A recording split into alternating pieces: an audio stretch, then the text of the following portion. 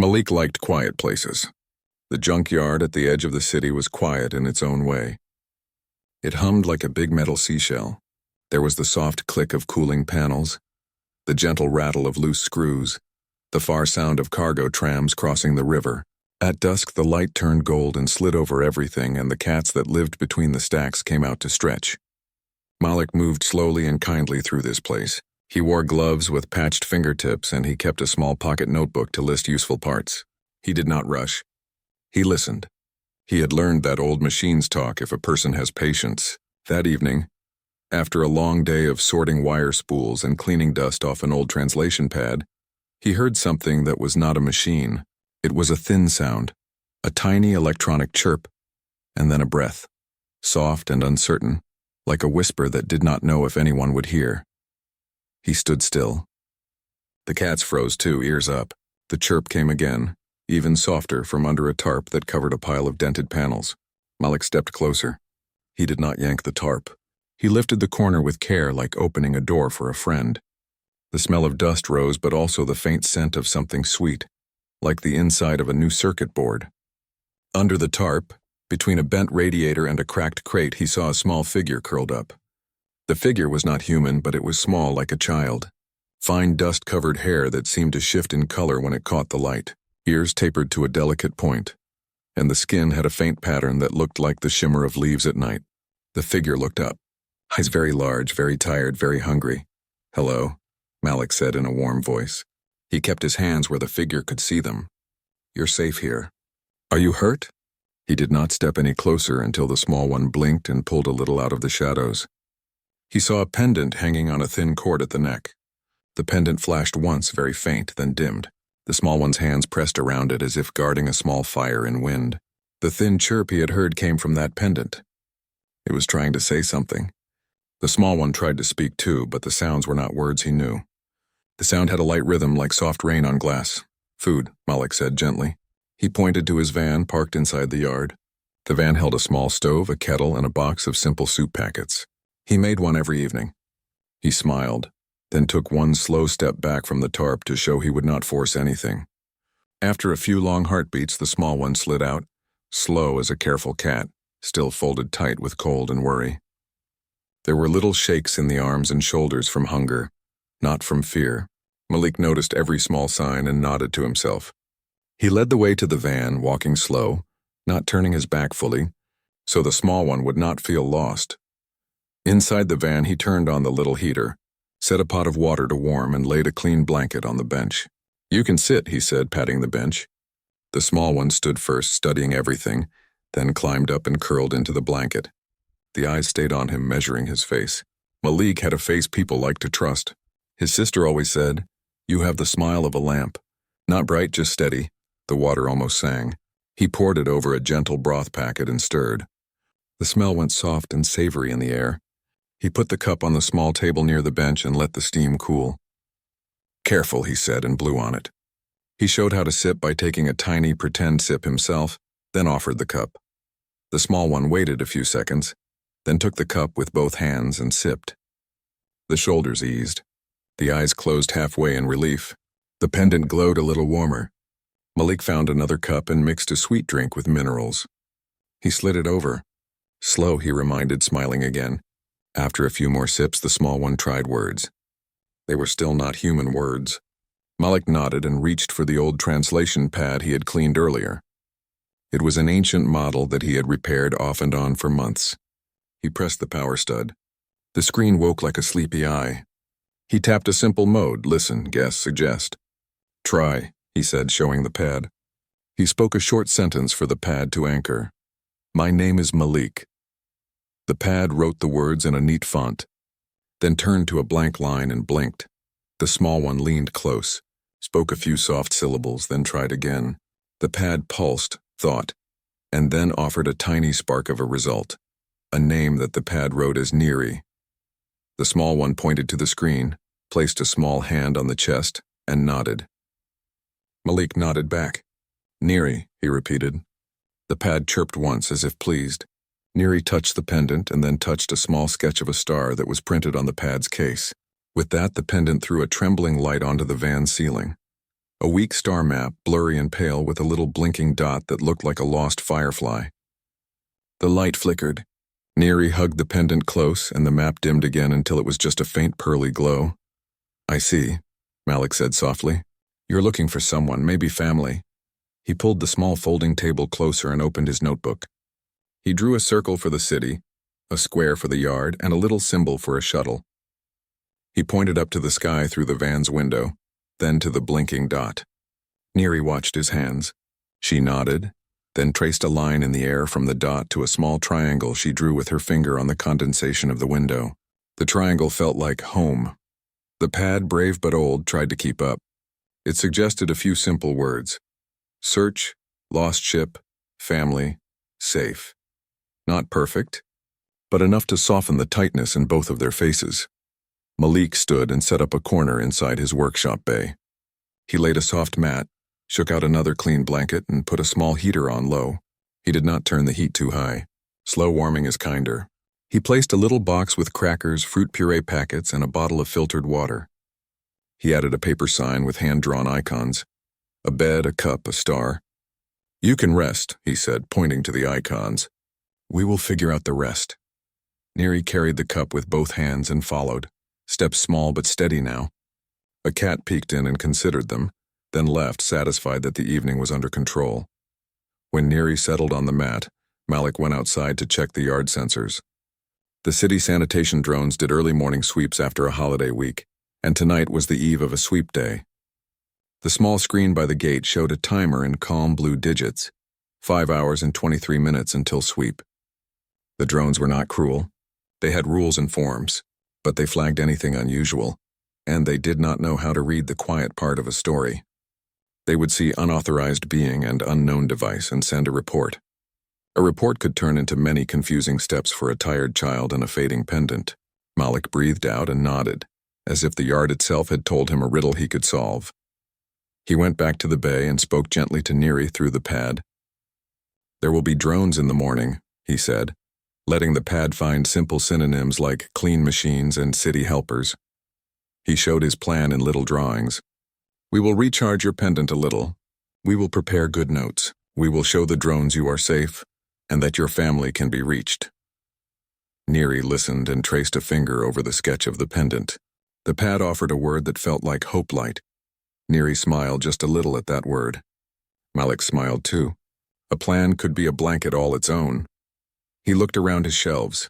He had old solar cells that still gave a tiny charge under a lamp. He had a bike dynamo from a charity repair he never built. He had wires, clips, and a kind of patience that let small power become steady power. He set the pieces on the table and arranged them like puzzle parts.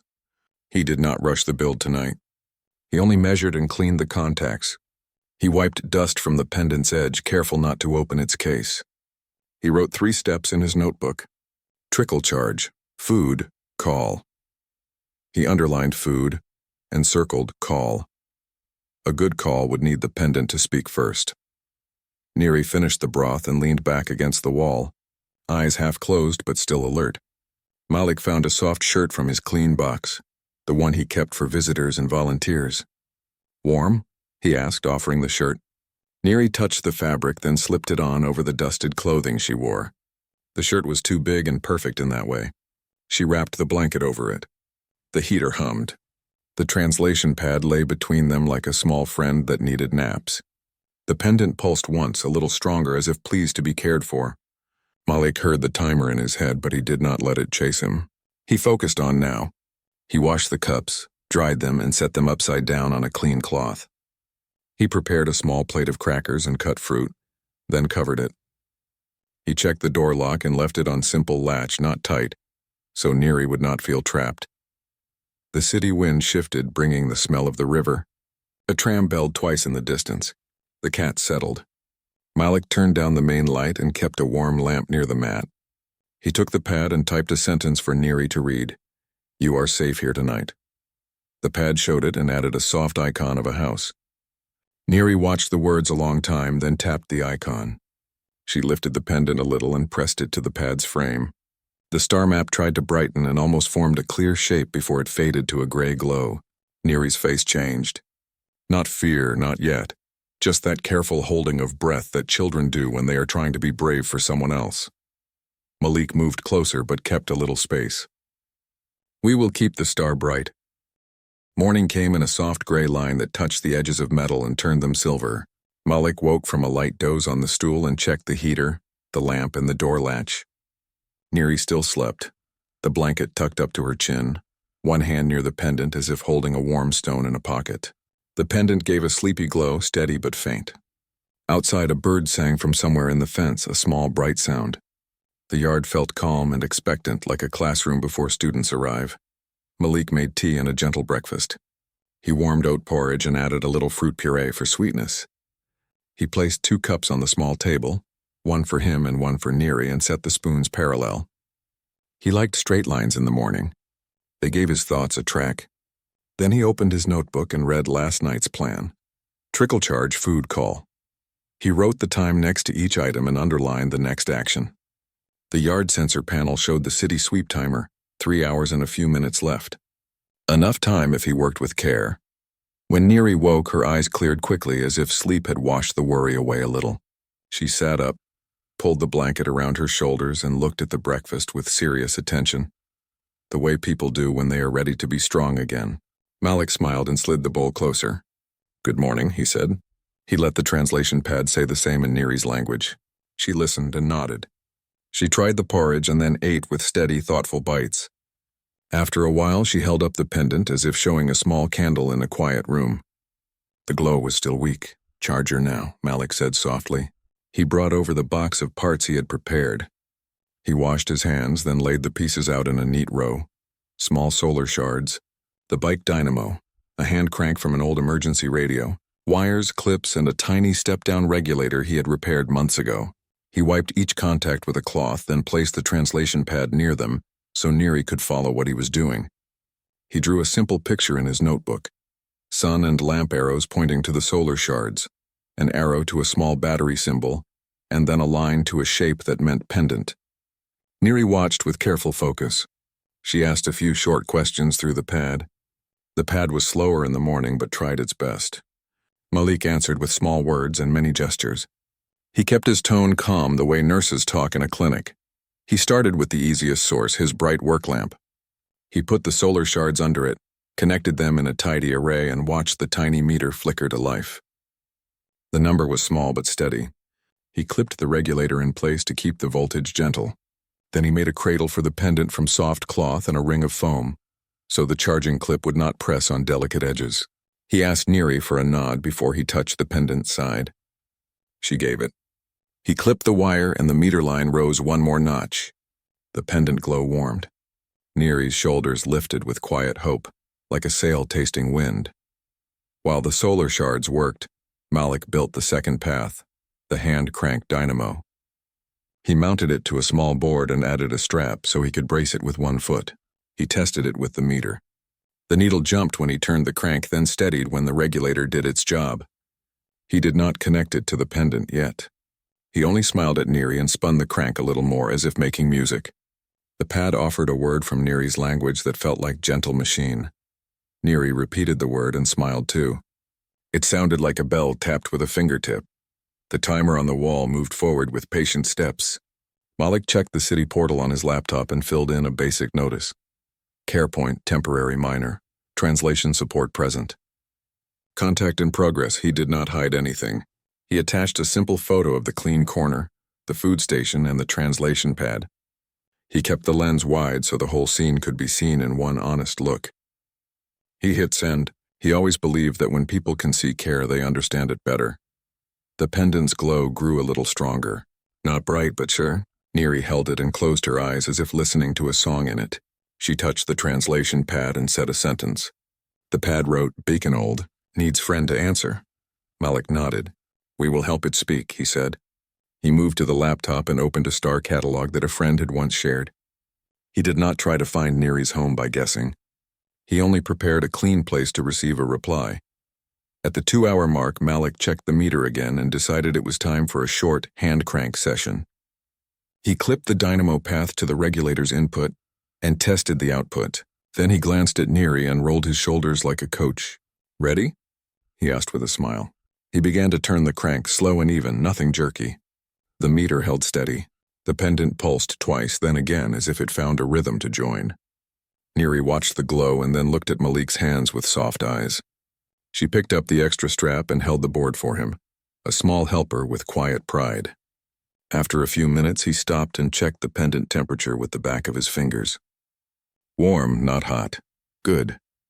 They rested and ate a few crackers. Malik texted his small network.